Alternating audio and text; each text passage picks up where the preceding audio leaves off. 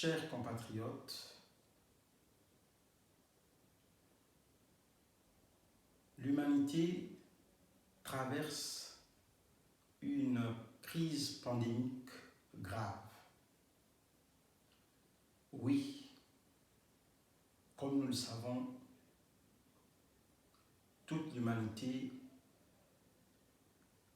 fait face à une catastrophe sanitaire causée par un microbe, un virus, qu'on appelle le coronavirus. Je voudrais ici rappeler qu'il s'agit d'un microbe, et les microbes, il existe trois grands groupes. Le premier groupe, c'est le groupe constitué par des parasites et des champignons. Ces parasites et champignons qui utilisent l'hôte qui les abrite pour avoir un habitat et avoir ce qu'il faut pour se nourrir et pour faire ce qu'ils ont à faire. Les parasites se soignent par des antiparasitaires. À côté des parasites, nous avons des bactéries. Les bactéries qui sont traitées par des antibiotiques. Ces bactéries qui se multiplient par scissiparité. À côté des bactéries, nous avons le troisième groupe qui n'est autre que celui des virus, donc celui qui nous intéresse ici. Les virus sont un groupe de microbes parmi les plus difficiles. Il y a très peu d'antiviraux disponibles, efficaces, connus à l'heure actuelle. Ces virus qui touchent la cellule, pénètrent la cellule, se fixent au niveau du noyau, enlèvent sa capside et pénètrent le noyau. Ces virus se comportent comme des pirates qui prennent le contrôle soit d'un navire, soit d'un avion, et font faire à la cellule ce qu'ils veulent. Donc, ces virus, une fois la cellule infectée, la cellule va se mettre à fabriquer d'autres virus, les virions, jusqu'à ce que la cellule soit pleine. La cellule s'éclate et libère ces virions qui vont à leur tour continuer à faire ce qu'ils ont à faire. Le virus qui nous intéresse ici, le coronavirus, c'est un virus qui a été isolé pour la première fois en 1960. Ça s'est passé au niveau d'un poulet. Les symptômes étaient essentiellement des symptômes respiratoires, comme maintenant. Et ce virus, appelé coronavirus, il doit leur nom au fait que le virus a la forme d'une couronne. Ce virus, appelé coronavirus, a subi 3 mutations. Ce sont ces mutations-là qui rendent le virus agressif. Il y a eu une mutation où le coronavirus a donné le SRAS, une mutation où il a donné le MRS, et la dernière mutation où le virus a donné le Covid-19. Comment se transmet ce virus? Ce virus se transmet essentiellement par des gouttelettes de sludge, des gouttelettes de sécrétion qui sont émises lors des éternuements ou lors des quintes de toux. Ces gouttelettes, lors des quintes de toux, peuvent aller directement vers l'individu en face.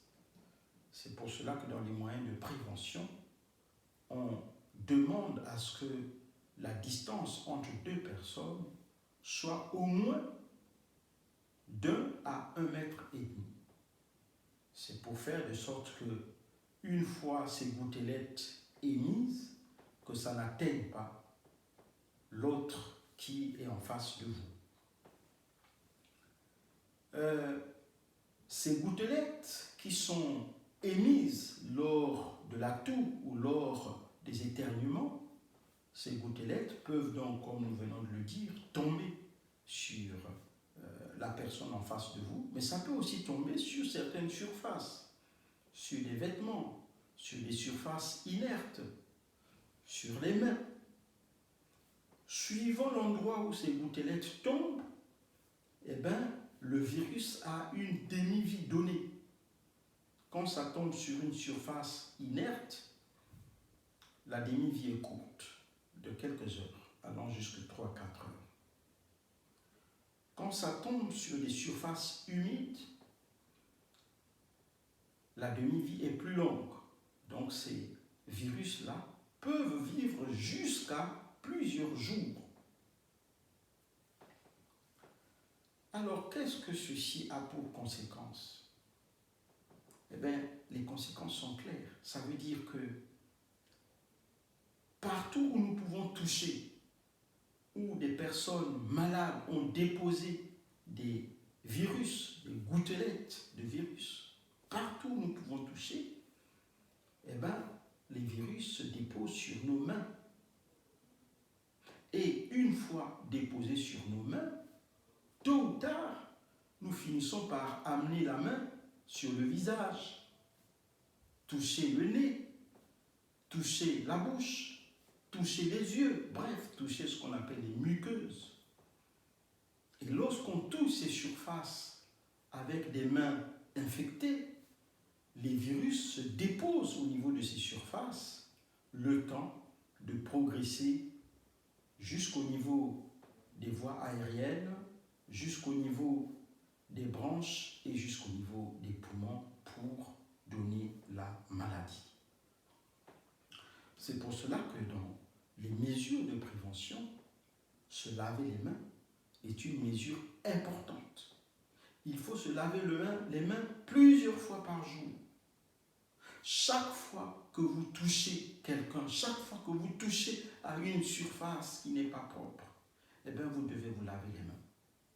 Avant de toucher votre visage, vous devez vous laver les mains.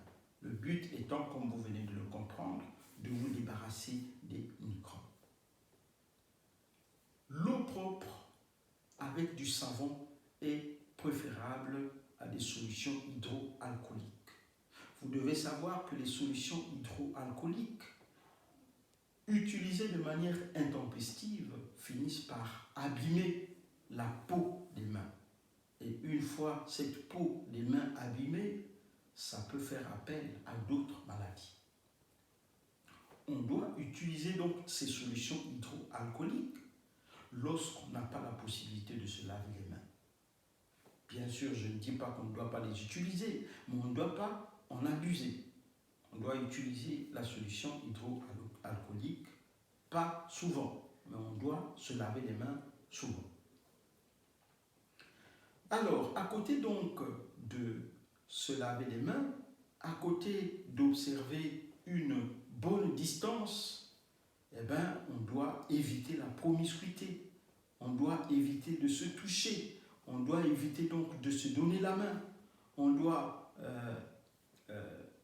prendre des mesures qui font que la distance, l'hygiène soit privilégiée. Vous avez remarqué que dans tous ces pays touchés par la maladie, plusieurs mesures se prennent. Toutes ces mesures ont pour but essentiellement d'éviter des personnes contacts. toutes ces mesures ont pour but de faire de sorte que des personnes qui viennent des zones endémiques, des zones infectées, ne viennent pas infecter des personnes qui sont dans des zones où la maladie n'a pas encore atteint des proportions importantes. C'est pour cela que vous voyez des fermetures des aéroports, ou tout au moins des vols qui sont pour la plupart annulés. Ceci pour éviter que des personnes malades ne viennent infecter des personnes qui ne le sont pas. Nous avons une telle mesure qui est prise chez nous pendant un mois. Nous devons réfléchir au-delà d'un mois, qu'est-ce qui va se passer? Parce qu'il faut reconnaître que nous sommes dans un pays où sur le plan agricole, nous ne pouvons pas vivre longtemps sans l'apport des autres. Nous ne pouvons pas, ça ne sert à rien qu'on se voile les yeux. Nous ne travaillons pas beaucoup sur le plan agricole. Donc, très rapidement, nous allons avoir besoin des autres. Très rapidement. Alors, qu'est-ce qu'il faut faire? C'est vrai, on voit beaucoup de mesures qui sont prises. Des mesures au niveau de l'interne, au niveau des entrées des aéroports. Des mesures qui en soi ne sont pas mauvaises, puisque ces mêmes mesures sont prises dans des pays occidentaux. Mais malheureusement, chez nous, il manque des mesures d'accompagnement. Donc nous devons quand même voir avec nos gouvernements comment faire pour apporter des mesures d'accompagnement. Parce qu'ici, en France, par exemple, les personnes ne vont pas travailler, on fait appel au confinement, ce qui est une très bonne chose, mais ces personnes qui ne vont pas travailler vont recevoir leur salaire. Chez nous, où on va empêcher les gens qui vivent en tenant des bars, en tenant ceci, en tenant cela, on va empêcher à ces personnes-là de travailler. Bien sûr, c'est bien, c'est salvateur pour notre sécurité, pour la santé. C'est pas mauvais. Mais si ces personnes-là le font plusieurs mois, plusieurs semaines, sans avoir de quoi ou des moyens de remplacement, je pense que nous risquons, dans les jours à venir, de vivre d'autres choses. Parce que si ces gens n'ont pas d'argent, il faut craindre qu'ils se livrent à des pratiques de mauvaise moralité. Il faut craindre que la criminalité puisse augmenter. Et c'est pour cela que le gouvernement doit prendre le devant en pensant aux solutions de réchange, en pensant aux solutions d'accompagnement. Alors, qu'est-ce que je peux proposer par rapport au fait que tout le monde est pratiquement à la page? Tout ce qui devrait se faire est en train de se faire par tout le monde. Ce que moi je peux proposer, c'est que pendant que nous allons à un mois des mesures qui ont été prises, des mesures qui ne sont pas mauvaises, je viens de le dire, pendant ce temps, nous devons nous préparer. Nous devons nous préparer pour créer des structures adéquates qui permettront de recevoir des gens, des sujets contacts venant des zones endémiques. Parce que au bout de quelques semaines, nous allons évaluer la quantité de personnes contacts sur l'étendue du territoire. Nous allons nous rendre compte s'il y a beaucoup de sujets infectés ou pas. Et s'il n'y a pas encore beaucoup de sujets infectés, alors nous devons continuer à maintenir les frontières, c'est-à-dire faire de sorte que des personnes qui rentrent, qui viennent des zones endémiques, que ces personnes-là n'infectent pas la population ou infectent peu la population. Donc, dans les propositions, c'est pendant ce temps, nous devons préparer des centres d'accueil qui pourront accueillir ces personnes venant des zones endémiques pour observer leur quatorzaine. Mais bien sûr, ces personnes doivent être prises en charge par du personnel formé, du personnel qualifié. Mais il faut des moyens pour le faire. C'est pour cela que les moyens pour régler ce problème, eh bien, les moyens viendront de ces personnes elles-mêmes. C'est-à-dire, quand les gens prendront leur visa pour venir au Congo, eh bien, on doit tout faire. On doit tout faire pour que, de connivence avec les sociétés aériennes, avec les compagnies aériennes, que ces personnes, au-delà de leur billet, payent le nécessaire pour l'observance de leur quatorzaine. Quand je dis le nécessaire, c'est-à-dire payent leur hébergement, payent ce qu'il faudrait pour les entretenir pendant cette période. Et ces personnes, une fois à l'aéroport, ne seront même pas en contact avec leur famille. Ces personnes seront directement prises en charge par du personnel qualifié, amenés dans des zones qui seront apprêtées, amenés dans des centres qui seront apprêtés, et des centres qui seront gérés par du personnel qualifié. Ces personnels, donc, ces personnes, ne vont pas être abandonnés comme certaines vidéos que nous sommes en train de voir, où on prend les gens, on va les déposer quelque part, mais observer une quatorzaine ne signifie pas vivre n'importe comment. Observer une quatorzaine ou une quarantaine signifie être dans des conditions qui permettent d'éviter la propagation de la maladie. Toutes les personnes qu'on amène dans ces centres-là ne sont pas infectées. Parfois, il n'y a personne qui est infecté. Mais admettons que vous ayez une personne infectée parmi toutes ces personnes. Si vous n'observez pas certaines règles, mais cette personne va infecter les autres. Finalement, cette mesure sera plus délétère que salvatrice. Donc, il faut que nous essayions de régler ce problème. Comment régler ce problème? Eh bien, c'est former les gens et les personnes elles-mêmes paieront ce qu'il faut pour leur hébergement et pour leur nutrition. Arrivé à 14 jours, après avoir effectué les tests nécessaires, si ces personnes ne sont pas malades, ces personnes partiront dans leur famille. Et ça sera une très bonne chose. Une fois correctement expliqué, une fois correctement prise en charge, ces personnes vont même adhérer parce que ces personnes vont se rendre compte que c'est pour leur bien et pour le bien de leur famille.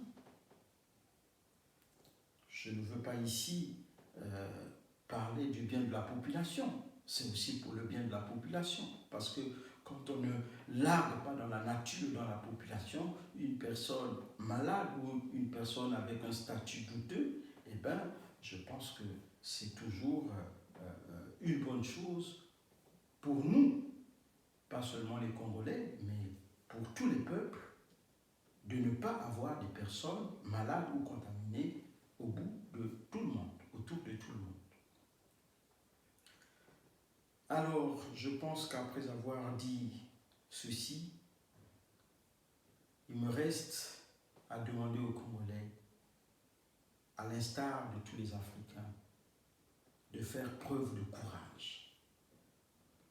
Nous devons respecter ce que nous disent nos gouvernants.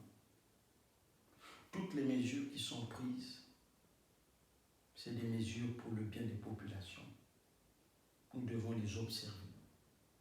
Nous devons les observer et nous devons comprendre pourquoi certaines mesures dures, certaines mesures difficiles sont prises. C'est pour éviter le pire demain.